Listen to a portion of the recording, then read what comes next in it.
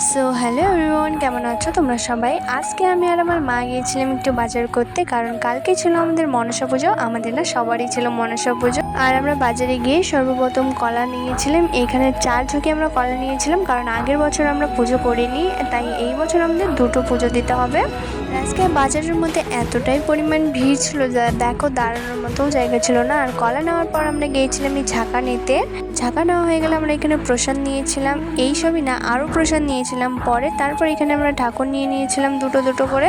তারপর এখানে পুজোর যা যা লাগে, প্রদীপ, ঘট, যত যা লাগে সব কিছু এখানে নিয়েছিলাম আমরা। আর এইখানে সব থেকে সুন্দর লেগেছে আমার এই প্রদীপগুলো। এইসব নেওয়ার পর আমরা গিয়েছিলাম ফলমূল নিতে। আর আমি এখানে দাঁড়িয়েছিলাম, আমার মা এখান থেকে ফল যত যা লাগে সব কিছু নিয়ে আসলো। আর আমরা যেহেতু বাড়ির জন্যও বাজার করতে গিয়েছিলাম, যার জন্য মা এখানে আলাদা আরেকটা ব্যাগ নিয়ে নিল।